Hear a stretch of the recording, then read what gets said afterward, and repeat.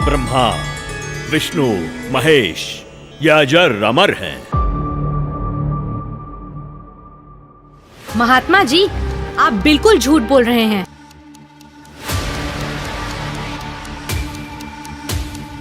ज्यादा बात मत बना लड़के। आप ये भोली भाली जनता को क्यों गुमराह कर रहे हो? तेरे पास क्या प्रमाण है? बताती क्यों नहीं? मैं आपको प्रमाणित करती हूँ। तो तुम ही बताओ, कौन है पूर्ण परमात्मा? महात्मा जी, थोड़ा धीरज रखिए और सुनिए।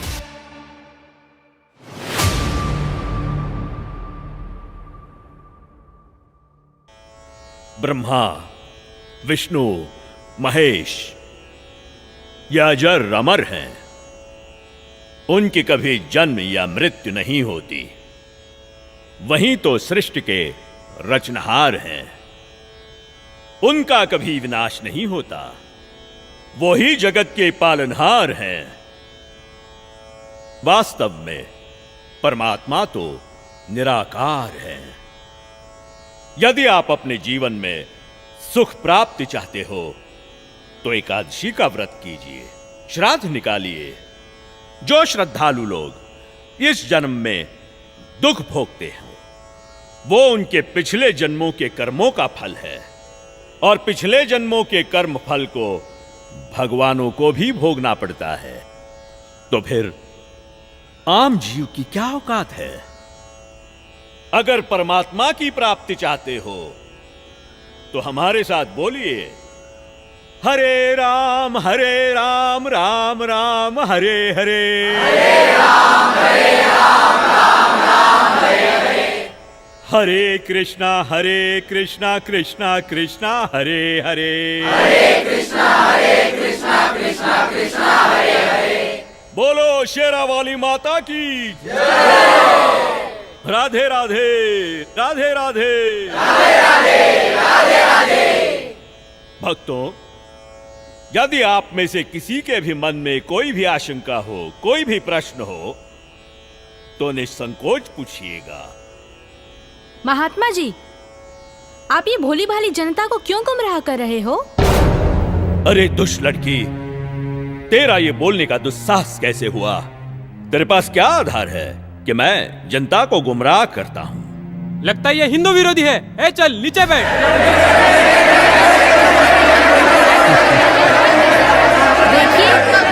देखिए, हमारी इसी सोच की वजह से इन धर्मगुरुओं ने हमें गलत दिशा प्रदान की है।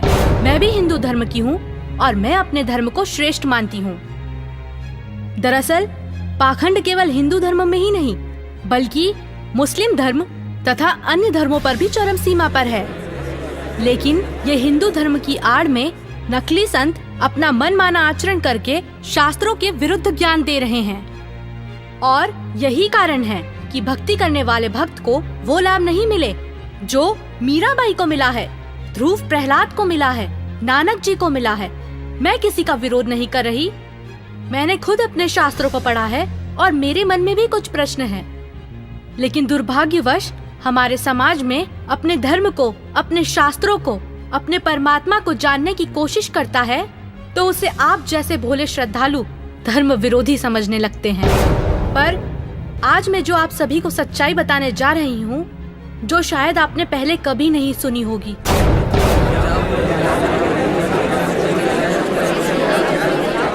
ज्यादा बात मत बना लड़के।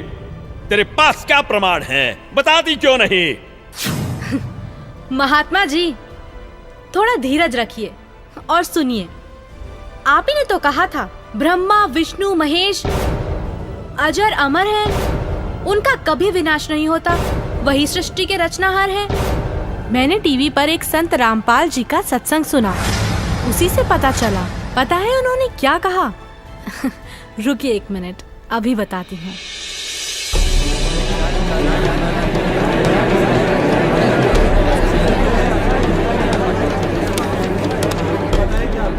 श्रीमद् देवी भागवत पुराण, जिसके तीसरा स्कंद अध्याय 5 पृष्ठ 123 पर लिखा है कि मैं विष्णु, ब्रह्मा तथा शंकर तुम्हारी कृपा से विद्यमान हैं हमारा तो आविर्भाव जन्म तथा तिरोभाव मृत्यु होती है। हम नित्य अविनाशी नहीं हैं। श्रीमद् भागवत महापुराण 3 स्कंद अध्याय 4 पृष्ठ 10 श्लोक 42 पर लिखा है, हे मात ब्रह्मा, मैं तथा शिव तुम्हारे ही प्रभाव से जन्मवान हैं, नित्य नहीं है। महात्मा जी थोड़ा धीरज रखिए और सुनिए। और हमारे धर्मगुरु ये आचार्य और शंकराचार्य, ये मंडलेश्वर, ये संत ऋषि, मैं ऋषि, ये आज तक ब्रह्मा विष्णु महेश की उत्पत्ति नहीं बता सके हमने। इनको जरो अमर बतावे विष्णु जी और शिव जी को। इनका कोई जनक नहीं, इनका कोई माता पिता नहीं। ये खाक पड्डा इन सदग्रंथों को मूर्ख बना रहे थे हमने हजारों वर्षों से। अपना जीवन नाश किया, हमारे सारे पूर्वज भूत बनवा दिए, फिर उनके श्राद्ध निकलवावें, शास्त्र विरुद्ध साधना करवावें और आने वालों को भी नरक में ही ले जाते हैं। अब आपको दिखाते हैं ब्रह्मा विष्णु महेश की उन्हीं की जीवनी में क्या स्थिति है, देखिएगा। श्रीमद् भगवत, श्रीमद् देवी भागवत यानी देवी पुराण, गीता प्रेस गोरखपुर से प्रकाशित।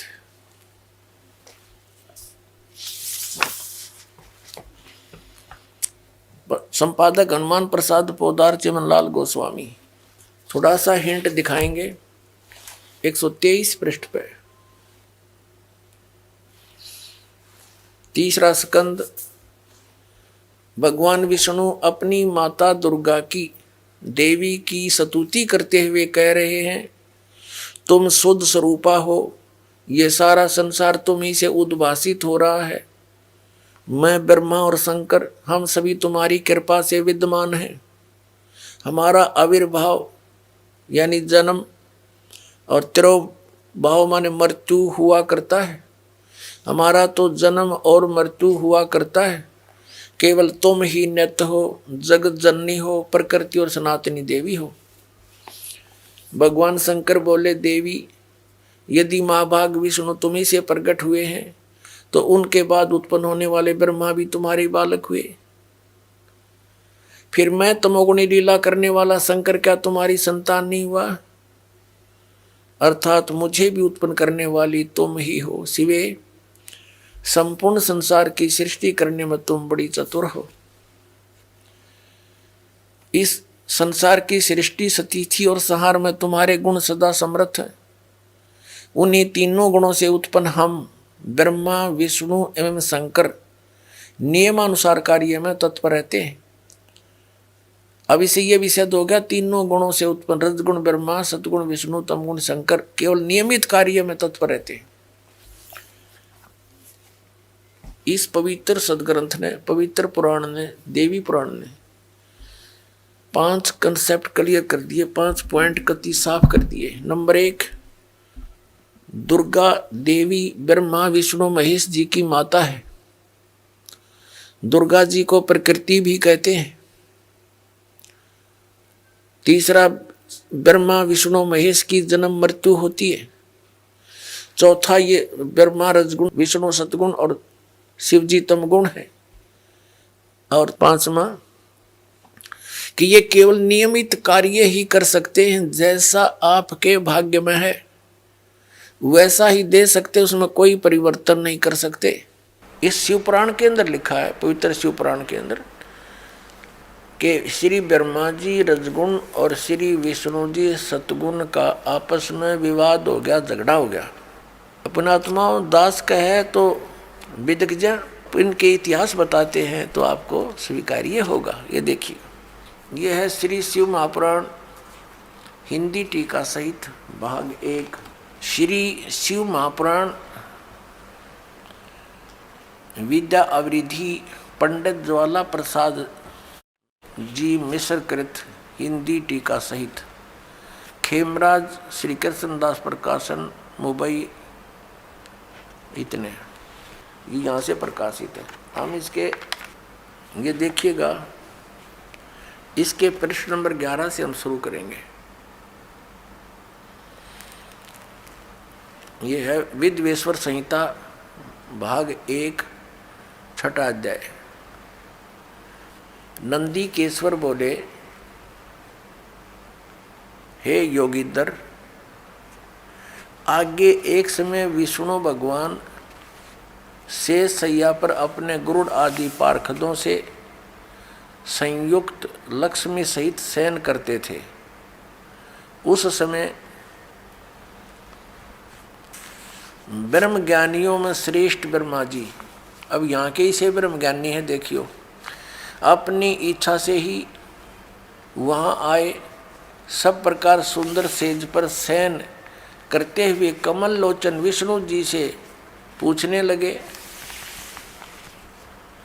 तुम कौन हो जो मुझे देखकर अभिमानी पुरुष के समान शयन करते हो? हे वत्स, हे बेटा। ब्रह्मा जी कह रहे हैं विष्णु जी को, हे वत्स, हे बेटा, उठो, देखो मैं तुम्हारा स्वामी आया हूँ, तेरा मालिक आया हूँ। आए हुए गुरु को देखकर जो अभिमान करता है, उस द्रोही मूढ़ का प्रायश्चित होना उचित है। यह सुनकर विष्णु जी के अंतर में तो क्रोध हुआ, अंदर तो बड़ा गुस्सा आया, पर ऊपर तो शांत बने रहे, परंतु बाहर से शांत रहे और बोले, हे वत्स, हे बेटा, तुम्हारा मंगल हो, बैठो, इस आसन पर विराजमान हो। अब विष्णु जी कहे, उसने ब्रह्मा जी को कहा, जा बेटा बैठ जा। इस समय तुम्हारा नेत्र कुटिल और मुख वक्र यानी टेढ़ा क्यों हो रहा? गुस्से में हो रहा था ब्रह्मा जी। ब्रह्मा जी बोले, हे वत्स, हे बेटा विष्णु, तुमको समय के प्रभाव से अभिमान है। हे पुत्र, मैं तुम्हारा रक्षक और जगत का पिता मैं हूँ। विष्णु जी बोले, ये तो सब जगत मुझ में सचित है, तुम चोर के समान किस प्रकार अपना कहते हो?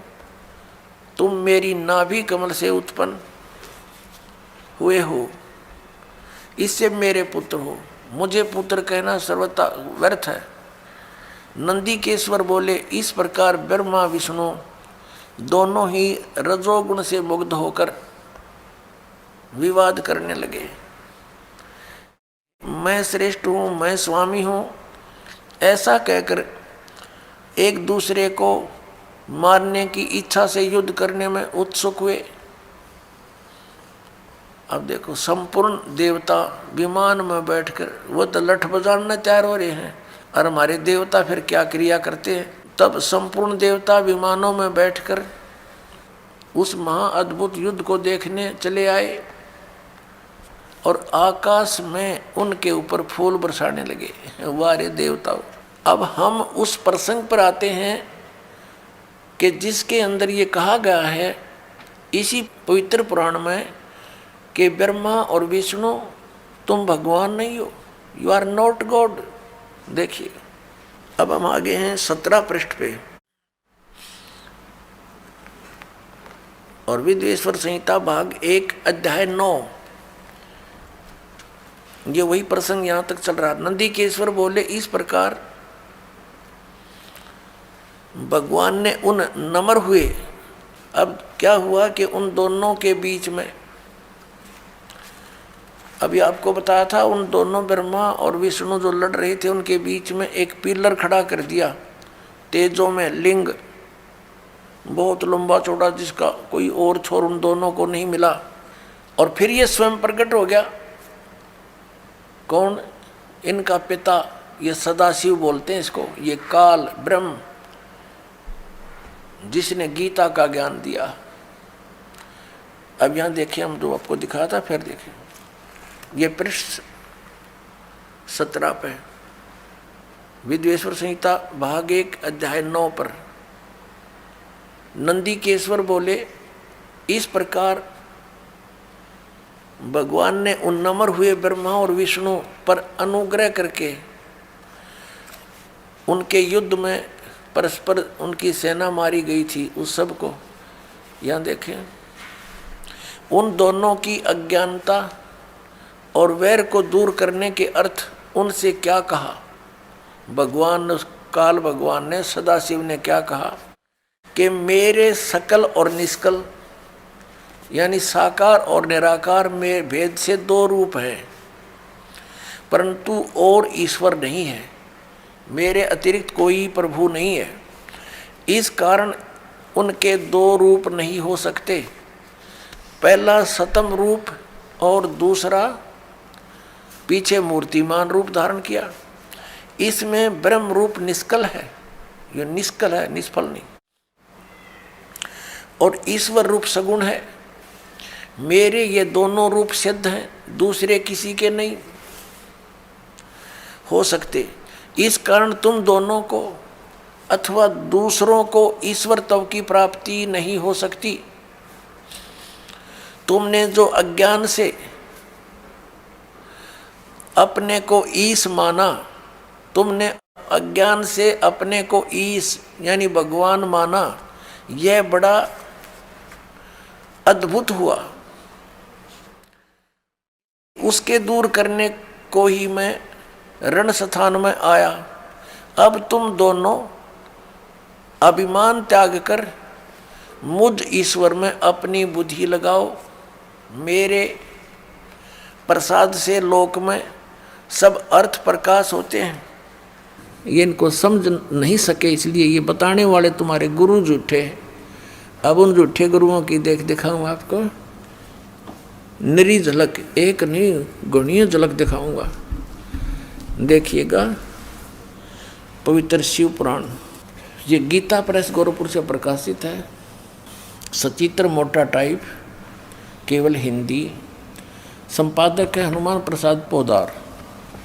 ये विद्वेश्वर संहिता है, संक्षिप्त शिव पुराण 24 पृष्ठ पे। ये लिंग बीच में खड़ा कर रखा है, ये ब्रह्मा जी और विष्णु जी के बीच में। फिर वो स्वयं आकर के इनके सामने खड़ा हो जाता है। फिर इनकी आपस में क्या वार्ता होती है ये देखिएगा। प्रश्न नंबर 25 पे विद्वेश्वर संहिता।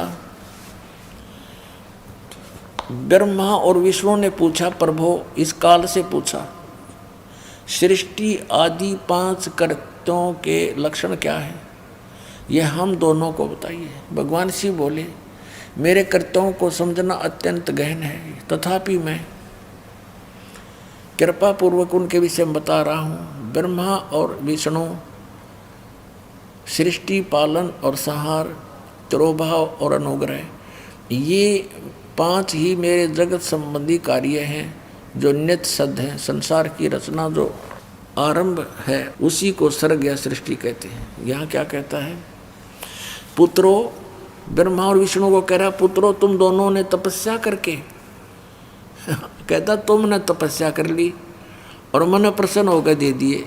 बता, इन्ने का जूत, इन्ने का सिर, ठेकेदारी आप ले रहा। कहता तुमने तपस्या कर ली और मन खुश होकर दे दिए। तेरा बीच में कह रहे गए तपस्या करके अपना मेहनत मजदूरी करके प्राप्त किए। फिर भी देखो पुत्रों, तुम दोनों ने तपस्या करके प्रसन्न हुए मुझ परमेश्वर से सृष्टि और सतिथि नामक 2 कृत, ये 2 पोस्ट, 2 पद प्राप्त किए हैं।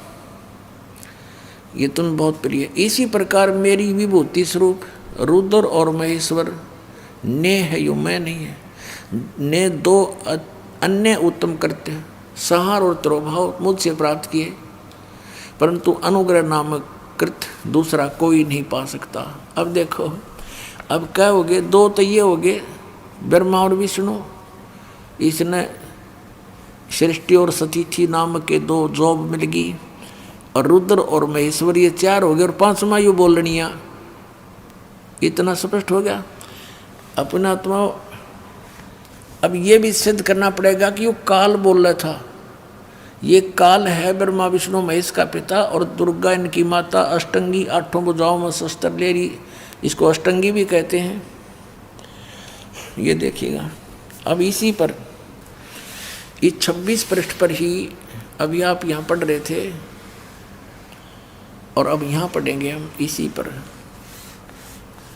मैंने पूर्व काल में अपने स्वरूपभूत मंत्र का उपदेश किया है, जो ओंकार के रूप में प्रसिद्ध है। वह महामंगलकारी मंत्र है। सबसे पहले मेरे मुख से ओंकार यानी ओम प्रकट हुआ, जो मेरे स्वरूप का बोध कराने वाला है। ओंकार वाचक है, मैं वाच्य हूँ।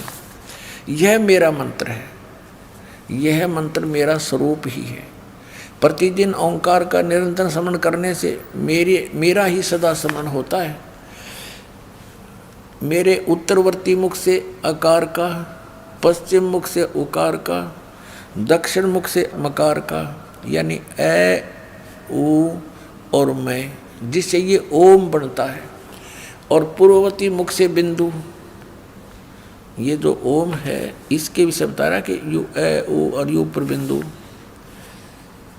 तथा मध्यवर्ती मुख से नाद का प्राकट्य हुआ है। इस प्रकार 5 अवयवों से युक्त ओंकार का विस्तार हुआ।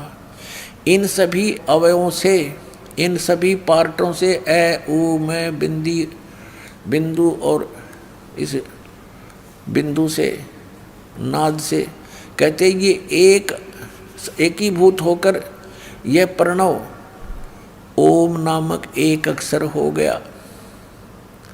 ये ओम नामक एक अक्षर है ओम।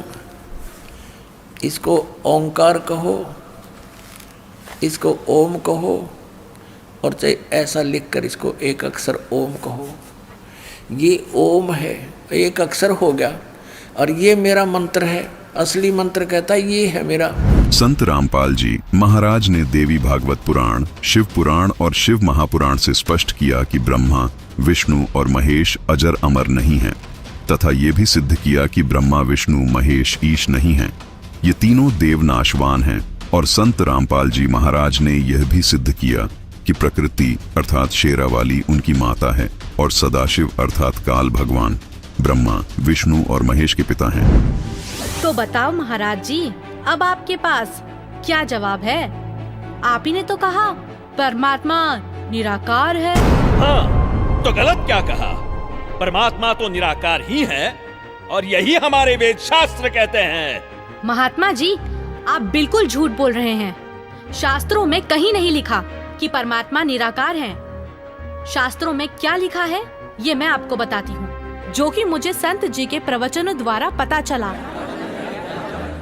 वेद के साकार है, निराकार है, मनुष्य सदृश है। वो परमात्मा कहते हैं कि तुमने ये महर्षि दिखाई दे हैं, गुरु ब्राह्मण दिखाई देते हैं, ये मंडलेश्वर, इनका मोतिया बंद हो रहा है। इन्हें अपने सदग्रंथों में लिखी हुई सच्चाई का नहीं पता, और फिर निराकार कहते। अब दिखाते हैं आपको परमात्मा की सारी स्थिति। देखिएगा ऋग्वेद मंडल नंबर 9 और सूक्त 82, और यहां देखें ये है 82वां, 81वां समाप्त हुआ, ये 82वां शुरू हो जाता है। इसका प्रथम मंत्र है। इसमें लिखा है कि जो सर्वोत्पादक प्रभु, सबकी उत्पत्ति करने वाला परमेश्वर, प्रकाश रूप है। इसका अर्थ है वो तेजोमय स्वरूप साकार है, सद्गुणों की वृष्टि करने वाला, पापों का हरण करने वाला, पाप नाश करने वाला, पाप क्षमा करने वाला है। वह राजेव, राजा के समान, राजेव इसका अर्थ है राजा के समान आगे लिखा है। ये देखना, ये 269 पृष्ठ पर पढ़ रहे हैं। कोई भ्रमत कर देगा कि दूसरा पृष्ठ दिखा दिया होगा। ये 270 दिखाऊंगा। ये देखो 270 यहाँ लिखा है। 82 का पहला पढ़ रहे हैं, 82 का 9 के 82 का।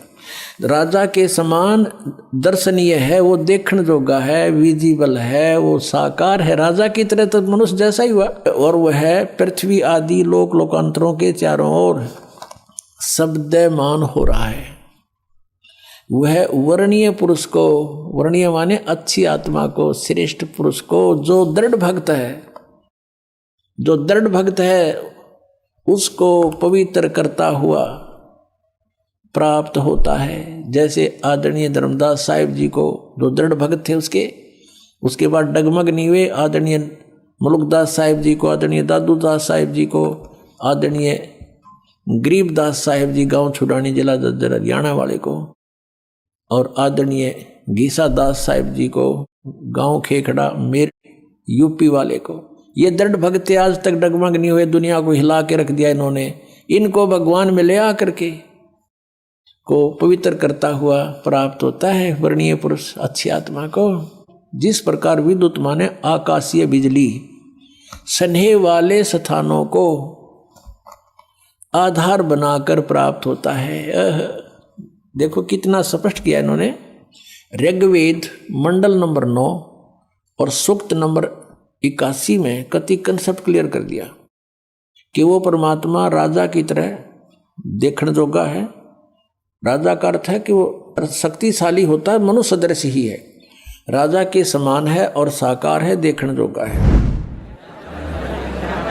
शास्त्रों में लिखा है, यजुर्वेद अध्याय 5 मंत्र 1, 6, 8, यजुर्वेद अध्याय 1 मंत्र 15, यजुर्वेद अध्याय 7 मंत्र 39, ऋग्वेद मंडल 1 सूक्त 31 मंत्र 17, ऋग्वेद मंडल 9 सूक्त 86 मंत्र 26, 27, ऋग्वेद मंडल 9 सूक्त 82 मंत्र 1 से 3। इसमें ये लिखा है कि परमात्मा साकार है। आपने ये भी झूठ कहा है कि श्राद्ध निकालने व्रत करने से सुख और मुक्ति मिलती है, जबकि संत जी के प्रवचनों से सुना है कि गीता अध्याय 9 के श्लोक 25 में कहा है, पितरों को पूजने वाले पितरों को प्राप्त होते हैं, भूतों को पूजने वाले पिंड दान करने वाले भूतों को प्राप्त होते हैं, अर्थात भूत बन जाते हैं। गीता अध्याय 6 श्लोक 16 में लिखा है कि हे अर्जुन, ये योग ना तो अधिक खाने वाले का, ना बिल्कुल ना खाने वाले का, ना अधिक जागने वाले का, ना अधिक शयन करने वाले का, और ना ही एक स्थान पर बैठकर साधना करने वाले का सिद्ध होता है। गीता अध्याय 16 श्लोक 23-24 में कहा है कि शास्त्र विधि को त्याग कर जो साधक मनमाना आचरण करते हैं, उनको ना तो कोई सुख होता है, ना कोई सिद्धि प्राप्त होती है, तथा ना उनकी गति अर्थात मोक्ष होता है। अब जैसे 16वें अध्याय के 23वें श्लोक में ये कहा कि शास्त्र विधि को त्याग कर जो मनमाना आचरण करते हैं उनको कुछ भी लाभ नहीं होता, ना उनकी गति हो, ना उनको कोई सुख हो और ना उनकी कोई सिद्धि प्राप्त हो। यूजलेस। फिर क्या फायदा उस भक्ति का। और देखिएगा इन तीनों देवताओं की भक्ति भी शास्त्र विधि त्याग का मनमाना आचरण है। ये देखिएगा, यही गीता प्रेस गौरवपुर से प्रकाशित है। 16वें अध्याय का 23वां श्लोक दिखाते हैं। ये 16वां अध्याय और इसका 23वां श्लोक यहाँ पर है। जो शास्त्र विधि को त्याग कर अपनी इच्छा से मनमाना आचरण करते हैं वह न सिद्धि को प्राप्त होता है, न परम गति को और न सुख को ही। यूजलेस। अब वेदों में इन श्राद्ध आदि कर्म कांड का निषेध है और गीता जी में निषेध 9वें अध्याय के 25वें श्लोक में स्पष्ट किया है। भूत पूजने वाले भूत बनेंगे। ये देखिएगा, श्रीमद् भगवत गीता, गीता प्रेस गोरखपुर से प्रकाशित है। जयदयाल गोविंद का इसके अनुवादक है। अध्याय नंबर 9 का ये है। अध्याय नंबर 9 श्रीमद् भगवत गीता श्लोक नंबर 25। देवताओं को पूजने वाले देवताओं को प्राप्त होंगे, पितरों को पूजने वाले पितरों को प्राप्त होते हैं और भूतों को पूजने वाले भूतों को प्राप्त होते हैं और मेरा पूजन करने वाले मुझको ही प्राप्त होते हैं। अब ये श्राद्ध कितना आगे फिर। अब आपको दिखाते हैं झलक पुराणों में क्या लिखा है। एक मार्कंडेय पुराण है, मार्कंडेय पुराण। ये गीता प्रेस गोरखपुर से प्रकाशित है। गीता प्रेस गोरखपुर से प्रकाशित है। ये गीता प्रेस गोरखपुर से प्रकाशित है। ये 242 पृष्ठ पे संक्षिप्त मार्कंडेय पुराण, रोच्य मुनि की उत्पत्ति कथा। मार्कंडेय जी कहते हैं कि ब्राह्मण पूर्व काल की बात है, प्रजापति रुचि ममता और अहंकार से रहित इस पृथ्वी पर विचरते थे। उन्हें किसी से भय नहीं था, वे बहुत कम सोते थे। उन्होंने न तो अग्नि की स्थापना की थी, न अपने लिए घर ही बना रखा था। वे एक बार भोजन करते और बिना आश्रम के ही रहते थे।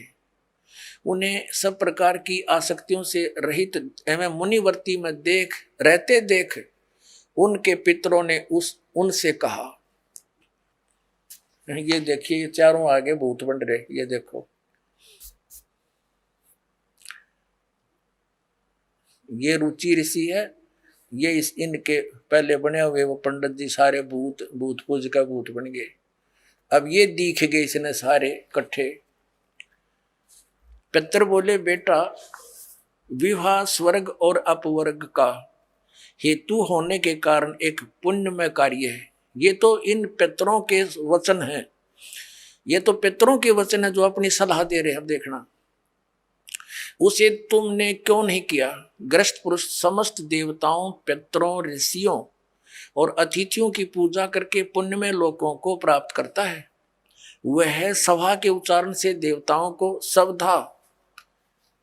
शब्द से पितरों को तथा अन्नदान, बलि, वैष्णदेव आदि से भूत आदि प्राणियों एवं अतिथियों को उनका भाग समर्पित करता है। बेटा, हम ऐसा मानते हैं कि ग्रस्त आश्रम को स्वीकार न करने पर तुम्हें इस जीवन में कलेश पर कलेश उठाना पड़ेगा तथा मृत्यु के बाद और दूसरे जन्म में भी कलेश ही भोगना पड़ेगा। रुचि ने कहा, पितरगण, परिग्रह मात्र ही अत्यंत दुख एवं पाप का कारण होता है तथा उसे मनुष्य की अधोगति होती है, उससे मनुष्य की अधोगति होती है। यही सोचकर मैंने पहले क्षत्रिय संग्रह नहीं किया। अब यहां देखो, पितर बोले, बेटा, जितेंद्रिय होकर आत्मा का प्रक्षालन करना उचित है, किंतु तुम जिस मार्ग पर चल रहे हो वह मोक्ष मार्ग है। बता, इसने तो घटिया मान रहे मोक्ष मार्ग ने कि तुम जो कर्म कर रहे हो, जिस मार्ग पर चले तो मोक्ष मार्ग है। अरे हम बतावांगे पितृवृंद का मार्ग। देखिए, रुचि ने पूछा, पितामहो, वेद में कर्म मार्ग को अविद्या कहा गया है। जो तुम सलाह दे रहे हो वो कर्म कांड, श्राद्ध श्रूद निकालना, पितृ पूजना, वो तो मूर्खों की विद्या, अविद्या का है, मूर्खों का सलाह कही है। फिर क्यों आप लोग मुझे उस मार्ग में लगाते हैं? पितृ भी कहते हैं। पितृ बोले, यह सत्य है कि कर्म को अविद्या ही कहा गया है, इसमें तनिक भी मिथ्या नहीं। फिर थोड़ा शर बच गया, फिर क्या रह गया बता भाई? ये हमारे पुराणों में लिखा है। अब इस बात को पितर भी मानते हैं। आप जो साधना करें तो मोक्ष मार्ग है, और आप फिर उसको सलाह दे रहे हैं भूत पूज, श्राद्ध निकाल, ब्याह करवा, अरे यो नरक मार्ग है। और आप भी मानते हैं कि आप जो मार्ग अपना रहे हो तो मोक्ष मार्ग है। और रुचि कहता है वेद के अंदर तो इसको अविद्या, मूर्खों की साधना बताई है, तो पितर भूत पूजना, श्राद्ध निकालना, और पितर स्वीकार भी कर रहे हैं, कहा ऐसा ही है, इसमें कोई मिथ्या नहीं। फिर ये बकवाद घट रखी, अग्रुम ऐसा कर लो, पितर ऐसा कर देते हैं, पितर पुत्र दे देते हैं, टट्टू दे देते हैं, अपा भूखे मरे। बतावे हम मूर्ख बना रखे। अरे क्या चल क्या रहा है इस लड़की का? अरे कोई तो रोको उसे। महात्मा जी, थोड़ा धीरज रखिए और सुनिए। संत रामपाल जी ने अभी तक प्रमाण सहित यह साबित कर दिया है कि ब्रह्मा विष्णु महेश अजर अमर नहीं है। परमात्मा निराकार नहीं बल्कि निराकार है, यानी मनुष्य की तरह साकार है। वहीं संत रामपाल जी महाराज ने यह भी साबित किया कि श्राद्ध करना गलत है। अब जानते हैं कि हमारे धर्म गुरु जो मंत्र जाप देते हैं, क्या उनसे सुख प्राप्त हो सकता है?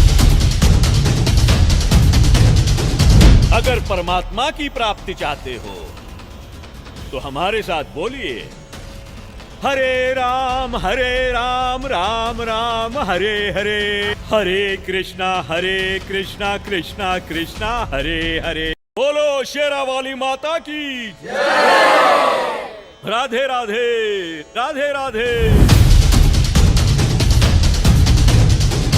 गीता जी में है कोई मंत्र ऐसा? पवित्र हिंदू धर्म में जितने भी पुण्यात्मा हैं अब गीता जी को सिरोधार्य मानते हैं और नाम जपते हैं, हरे राम हरे कृष्ण, राधे राधे श्याम मिला दे। ओम नमः शिवाय, ओम भागवते वासुदेव नमः, एवं नमः, ये पता नहीं कितने मंत्र बना रखे। गीता जी में है कोई मंत्र ऐसा? गीता जी में फाइनल फैसला कर रखे है। गीता जी अध्याय नंबर 8 के श्लोक नंबर 13 में कहा कि ओम इति एक अक्षरम ब्रह्म व्यवहारण माम अनुसमरण ये प्रयाति तदंदेहम सयाति परमाम गति। मुझ ब्रह्म का, माम ब्रह्म, मुझ ब्रह्म का केवल ओम इति एक अक्षरम, ये ओम एक अक्षर है, नथिंग एल्स, और कुछ नहीं। श्रीमद् भगवत गीता जयदयाल गोविंद का इसके अनुवादक हैं। अध्याय नंबर 8 के श्लोक नंबर 13 हम आपको दिखाते हैं। ये क्या बताता है 13वें श्लोक में?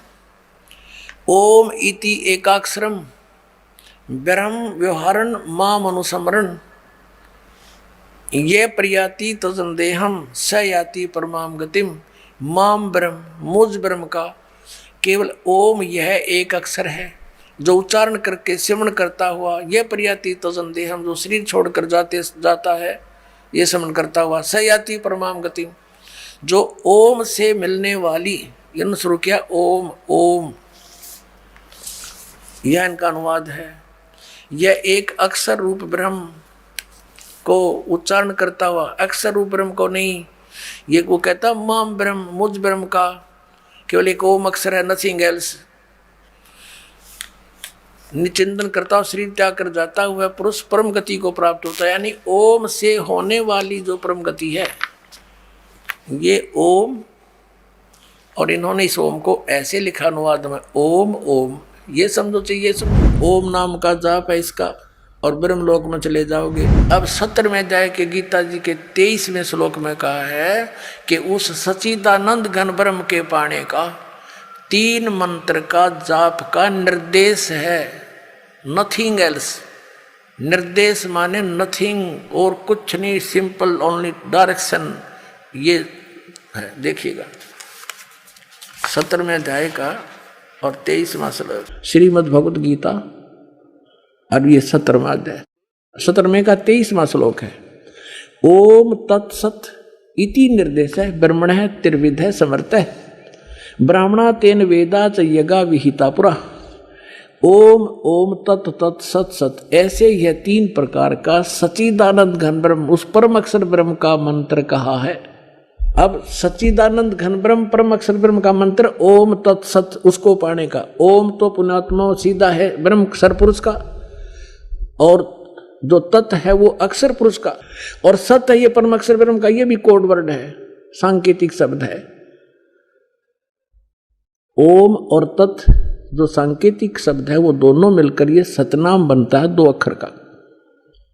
और जिसका भी आज तक मोक्ष हुआ उन महापुरुषों ने इस सतनाम का जाप किया है। और जो सत है वो सारनाम की तरफ संकेत है, वो भी कोई अन्य मंत्र है, वो सांकेतिक कोड वर्ड दास के पास है, इस पृथ्वी विश्व में किसी के पास नहीं। अरे क्या क्या चल क्या रहा है इस लड़की का? अरे कोई तो रोको उसे। ये लड़की सही बोल रही है।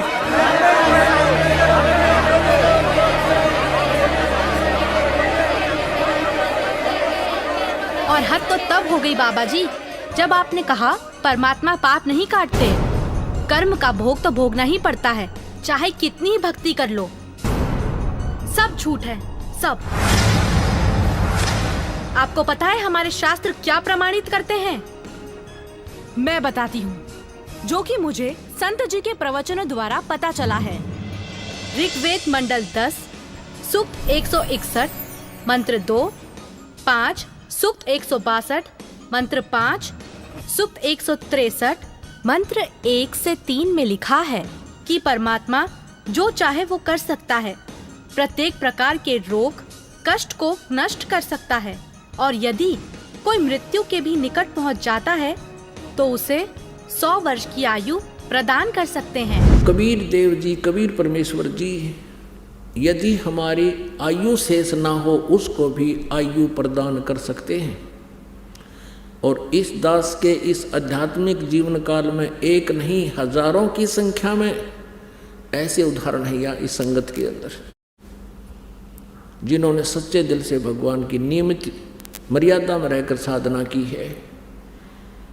उनकी कह करके आयु बढ़ा रखी है पुण्यात्माओं। और यही वेद प्रमाण देते हैं कि पूर्ण परमात्मा अपने साधक की आयु को भी बढ़ा देता है। अब थोड़ा सा प्रमाण वेद दिखाते हैं आपको।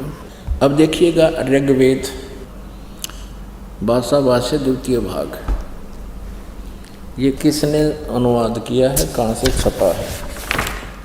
प्रकाशक हैं पंडिता राकेश रानी, प्रधान कार्यालय वेद मंदिर, महात्मा वेद भिक्षु सेवा आश्रम, लेखराम नगर अब्राहिमपुर, पोस्ट ऑफिस मुखमेलपुर, दिल्ली, दूरभाष इतने दान संस्थान, ठीक है, दिल्ली से। इसके अंदर इस ऋग्वेद मंडल नंबर 10 सूक्त नंबर 161 का और दूसरा मंत्र है। ऋग्वेद मंडल नंबर 10 सूक्त 161, ये देखिएगा, ये 161वां सूक्त है और इसका मंत्र नंबर 2 है।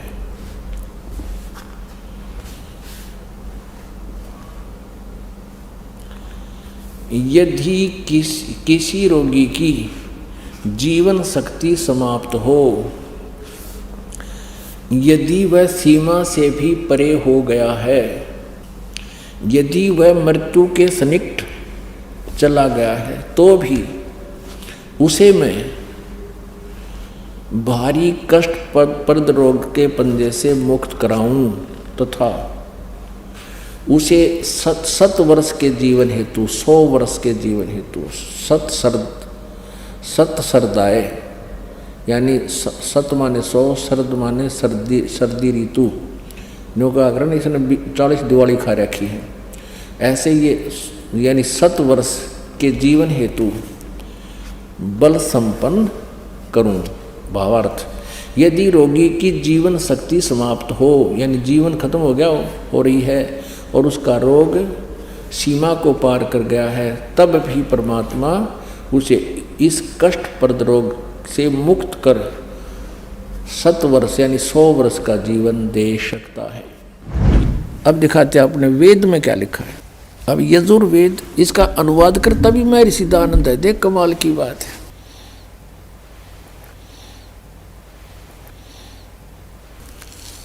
अब ये कहाँ से प्रकाशित है? प्रकाशक हैं सर्वदेशी कार्य प्रतिनिधि सभा 2/5 महर्षि सिद्धानंद भवन, रामलीला मैदान, नई दिल्ली से। महर्षि सिद्धानंद सरस्वती द्वारा इसका अनुवाद किया गया। मुद्रक हैं Prince offset printers 1510 Pataudi house, Daryaganj, नई दिल्ली से। 241 पृष्ठ पे है। 8वां अध्याय यजुर्वेद भाषा भाष्य, ये 13वां मंत्र है। 13वां, इसमें क्या लिखा है? देव कर्तस्य ऐनस्य एवजनम असि, मनुष्य कर्तस्य ऐनस्य एवजनम असि, पितर कर्तस्य ऐनस्य एवजनम असि, आत्म कर्तस्य ऐनस्य एवजनम असि, अन्नस्य एवजनम असि। ओए होए। अब इसका अनुवाद यहाँ किया है इन्होंने 242 पृष्ठ पे। ये 241 पर हम पढ़ रहे थे। यहाँ देखो 242 पर। अब यहाँ इसका थोड़ी बहुत कोई उतर गई होगी इसकी भांग है। इसने फिर यहाँ उलझाने की चेष्टा की है कि हे सबके उपकार करने वाले मित्र, आप दान देने वाले के ऐनस्य माने अपराध के, ऐनस्य एवजनम माने विनाश करने वाले हो, क्षमा करने वाले हो। अब यह मित्र लिख दिया। अब पढ़ने वाला ने सोचा चलो ये तो मित्र मित्र के बारे में, कि तो भगवान का जिक्र है नहीं छोड़ दिया इसने। अब इसी के कर कमलों से लिखा हुआ और दिखाते हैं सत्यार प्रकाश में। ये देखिएगा, ये सत्यार प्रकाश वही वेद, अब बाद में दिखाएंगे थोड़ा आपको पुनः। और ये कहाँ से प्रकाशित है? वैदिक यति मंडल वही है। और ये दान मठ गुहाना मार्ग से प्रिंटेड है, आचार्य प्रिंटिंग प्रेस रोहतक से। दान मटकोना मार्गो तो इसके प्रथम समोल्लास में और पृष्ठ नंबर 18 पे ये नीचे क्या कहता है कि जो सबसे स्नेह करे, सबको प्रीति करने योग्य है, वह परमेश्वर सबका सच्चा मित्र है। इससे परमेश्वर का नाम मित्र है। तो वहाँ मित्र की जगह हम परमेश्वर कहेंगे। बिल्कुल यहाँ है ही परमेश्वर की महिमा, वेद कोई मित्रा की थोड़ी है। अब पढ़ेंगे, देखो अब हम यजुर्वेद पर आ गए हैं। सत्यार प्रकाश रख दिया है। अब इसके हम 8वें अध्याय के वही 13वां मंत्र पढ़ रहे हैं। हे सब के उपकार करने वाले मित्र यानी परमेश्वर, आप देव कर्तस्य दान देने वाले के, एनस्य माने अपराध के, पाप के, एनस्य माने अपराध को हो चाहे पाप को, इसी के शब्दों में एनस्य माने पाप के, दूर करने वाले हो, नाश करने वाले हो, छुड़वाने वाले हो, क्षमा करने वाले हो, कुछ भी बोले इन शब्दों को। एनस्य माने पाप के, एनस्य माने अपराध को हो चाहे पाप को, नाश करने वाले हो, दान देने वाले के, और मनुष्य कर्तस्य साधारण मनुष्य के किए हुए, एनस्य माने अपराध यानी पाप के विनाश करने वाले हो। और पितृ कर्तस्य पिता के किए हुए, एनस्य माने विरोधाचरण के, नहीं पाप के लिखना चाहिए इसने। अच्छी तरह हरने वाले हो यानी दूर करने वाले हो, अपने किए हुए पाप के दूर करने वाले हो। एनस्य एनस्य अधर्म के अधर्म यानी पाप के पाप, घोर पाप के नाश करने हारे हो। विद्वान यानी जानता हुआ मैं जो कुछ भी अधर्म आचरण किया करता हूँ वह करूँ, अनजान में जो कुछ भी किया करता हूँ वह करूँ, उस सब एनस्य माने पाप के दूर करने वाले हो। युद्ध परमात्मा के तनु का है वेद ज्ञानता था कि वो परम अक्षर ब्रह्म है, वो घोर पाप का भी नाश कर देता है, घोर पाप के, और जो कुछ भी करता हूँ या करूँ उसको भी पाप नाश कर देता है। और ये कहते हैं पाप नाश भगवान नहीं कर सकता। तो अब क्या सिद्ध हुआ कि वेद ज्ञान सच्चा है, इसको सभी मानते हैं, और वेदों में परमात्मा की महिमा है। और महात्मा जी, आपको तो ये भी नहीं पता पूर्ण परमात्मा कौन है।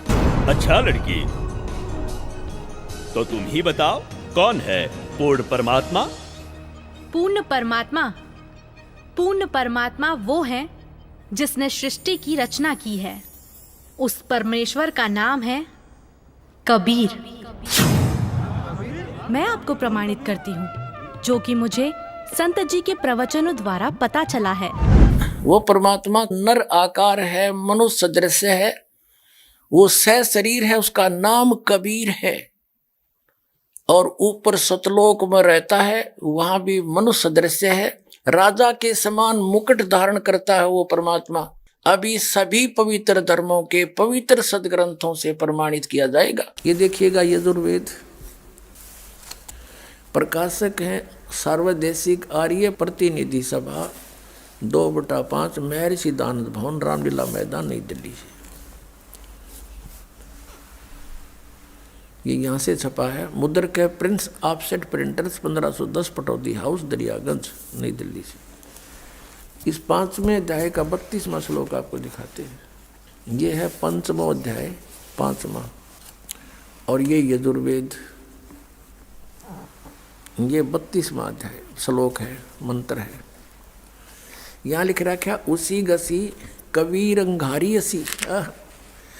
अब हम इसको कबीर बोलते हैं, बै कबीर, ये वह है, हम वह बोला करें। जैसे किसी का नाम वेद प्रकाश होता, हम कहेंगे आ वेद प्रकाश आजा। जैसे कोई धर्मवीर है तो धर्मवीर बोला करें हम, ये हमारा अपना लोकल लैंग्वेज है। तो हम इसको कबीर को कबीर बोलते हैं। अंगारी माने पापों का शत्रु, बमभारी माने बंधनों का शत्रु, इन्हीं का। फिर है सवर ज्योति रित धामा आसी। ये देखो, हे जगदीश्वर, जिस कारण आप कांतिमान हैं, अंगारी माने छोटे चलन के जीवों, छोटे चलन वाले जीवों के शत्रु नहीं, ये तो बकवाद कर रखी, अनुवाद ठीक नहीं किया। अंग अरि माने शत्रु, अरि इसको संधि छेद करें, अंग अरि, अग अग माने अंग माने पाप होता है, पाप का शत्रु। और इसने क्या कर दिया, इसका अर्थ यूँ कर दिया, संधि छेद करते समय इसको ऐसे कर दिया। और हम इसको अगर जैसे ये यजुर्वेद है, यही इसका इन्हीं से सेट होगा ये मामला। अब ये 36वां अध्याय यजुर्वेद का दानंद द्वारा अनुवाद है इसका। इसके प्रथम मंत्र में लिखा है रचम वाचम परपदे मनो यजु परपदे, ये यजु शब्द है ना ओनली, और यहाँ अनुवाद किया इसने इसका, इसमें यजु का अर्थ यजुर्वेद लिख दिया, बिल्कुल सही किया। अब ये यजु है, यहाँ लिखना पड़ेगा कि ये यजुर्वेद के विषय में है, ये पूरा अब बना इसका अर्थ यजुर्वेद। तो यहाँ ये देखो कवि है, इन्होंने यहाँ कवि कर दिया इस 5वें अध्याय का। और ये जो 32वां श्लोक हम पढ़ रहे हैं, इसमें ये जो कबीर शब्द है इसको इन्होंने ऐसे कर लिख दिया। अब इसका अर्थ करते समय यह लिखना चाहिए था कबीर देव लिख देते, ये कबीर वह लिख के कबीर लिख देते, कबीर देव लिख देते, तो हम उसको कबीर देव बोल रहे हैं, कबीर देव, हम उसको कबीर देव, देव माने परमेश्वर, कबीर साहब हैं, यहाँ लिखना चाहिए वो कबीर देव हैं।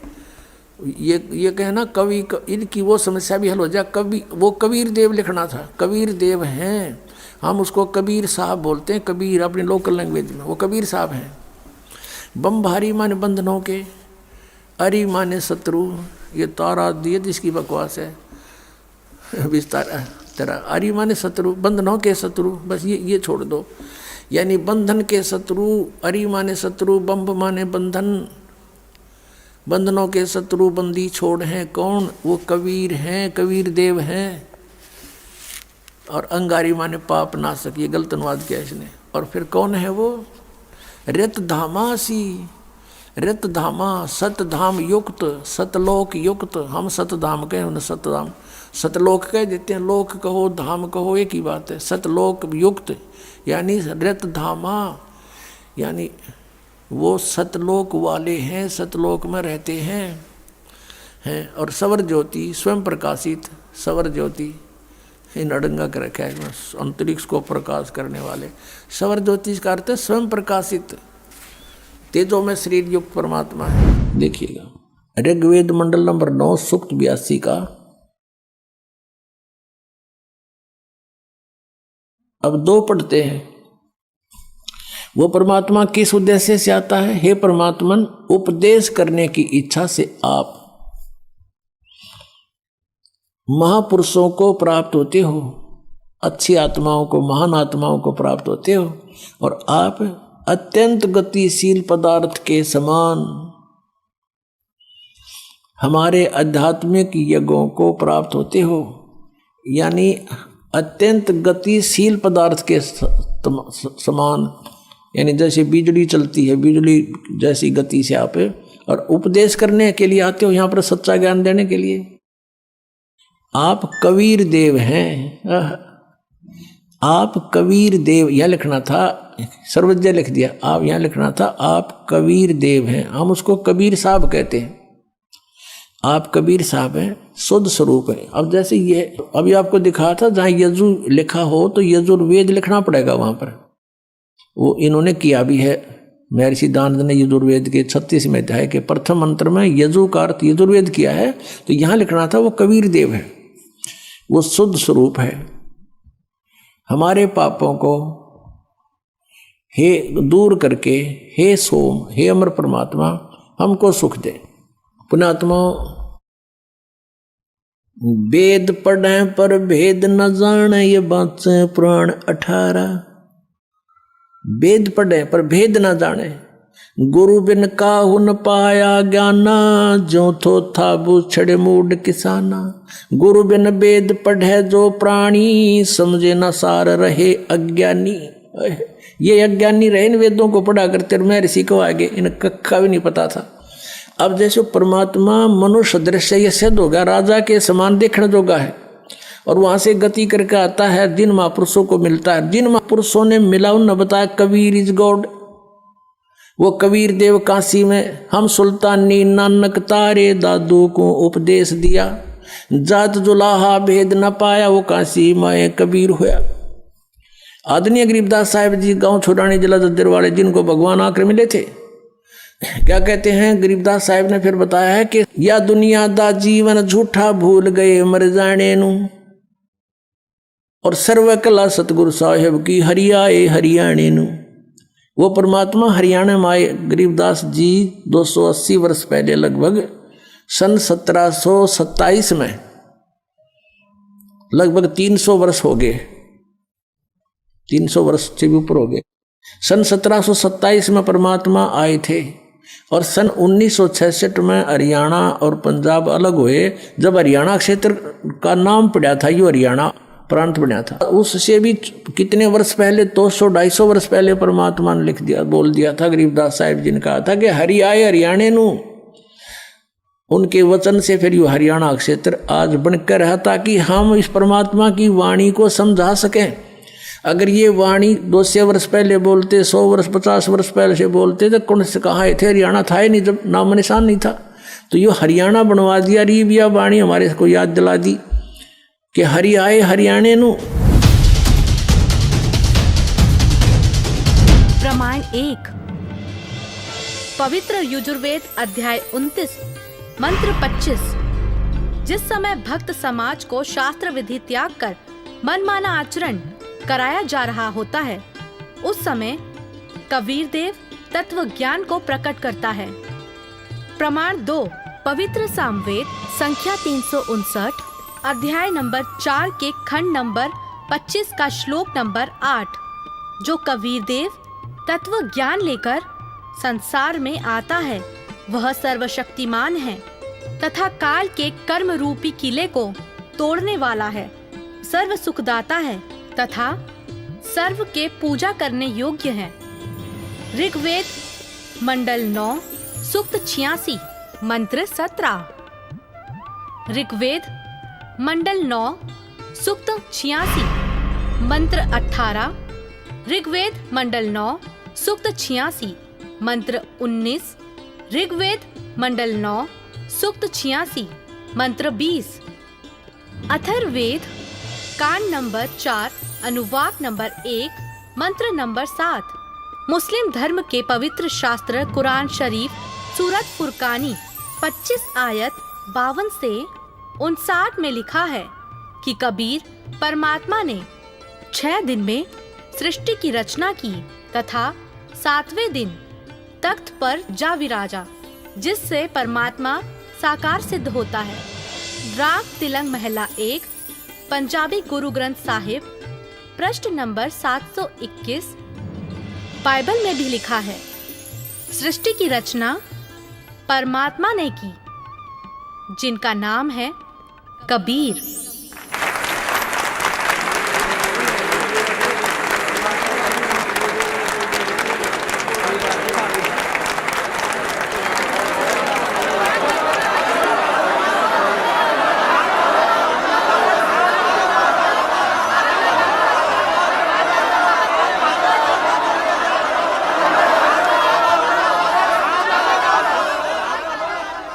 बहन माफ करना, मुझसे गलती हो गई।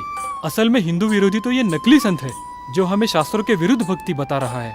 आपने तो हमारी आंखें खोल दी। बहुत बहुत धन्यवाद आपका। धन्यवाद तो संत रामपाल जी महाराज का कीजिए, जिन्होंने इस अनमोल ज्ञान को भक्त समाज को समझाया है।